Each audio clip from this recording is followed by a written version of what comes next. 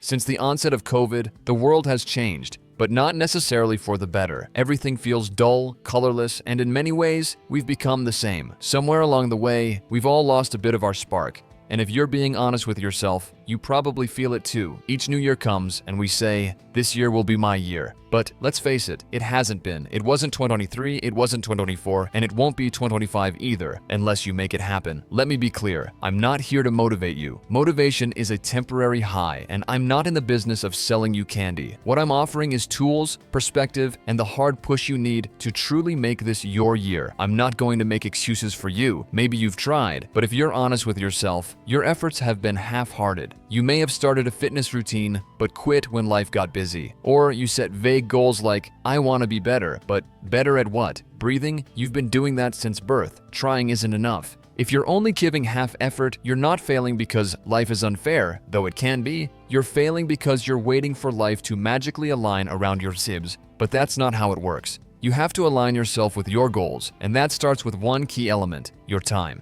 It's easy to say, I don't have time. But let's get real. You had 3 hours for TikTok yesterday. You had time to rewatch your favorite show for the 4th time. You had time to stare at the ceiling, thinking about how you don't have time. The truth is, you do have time. You're just not using it well. Let's break it down. 24 hours in a day, 8 hours for sleep, if you're lucky, 8 hours for work or school, 2 hours for eating and existing. That leaves you with 6 hours. What are you doing with that time? If you can't answer that clearly, there's your problem. In today's world, there are endless free resources for learning anything you want. Want to start a business? There are tutorials, templates, and AI tools to guide you. Want to get in shape? There are apps, YouTube channels, and communities for accountability. Want to learn new skills? Platforms like Coursera, Skillshare, or even TikTok have you covered. So why are you using your phone to scroll aimlessly instead of using it to level up? Technology isn't the enemy, it's your tool. Treat it as such. But here's the thing, tools are useless without a plan. Saying, I want to save money is nice, but where's your system? Are you tracking expenses, automating savings, or are you just hoping your bank account will surprise you? The same goes for fitness, learning, relationships. Goals need systems to succeed. These systems are what get you out of bed on the days you don't feel like it. They're the boring routines that actually bring results. Meal preps, study schedules, workout plans.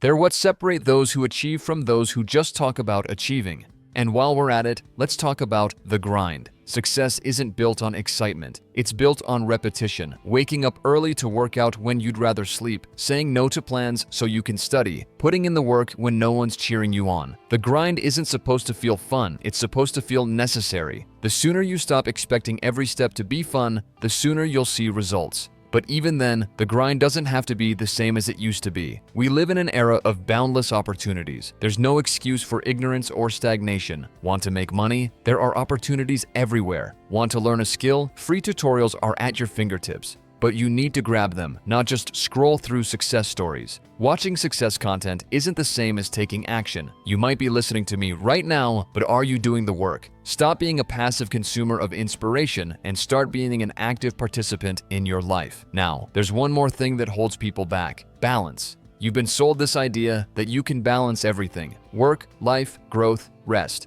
It's overrated. If you want something badly enough, you're going to have to let other things slide. That doesn't mean burning out, but it does is prioritizing. Your goals can't be an afterthought. They need to be front and center, like your life depends on it, because it does. So ask yourself, are you really trying, or are you just dabbling? There's a difference between effort and consistent effort. One gets you short-term results, the other transforms your life. If you're not where you want to be, is it because the world is against you, or because you haven't fully committed to the mentality you need? You can't half commit and expect full results. I'm not perfect, but I can confidently say I'm the best version of myself I have ever been. I stopped waiting for life to hand me success and started creating it myself. If I can do that, why can't you? This is your wake-up call. I'm not going to end this by saying some cheesy line like, you've got this. Maybe you don't. But if you lock in, really lock in, 2025 can be the year you stop saying, next year will be my year, and start saying, this year is mine. The world isn't going to fix itself for you. It's gray and colorless, and that sucks.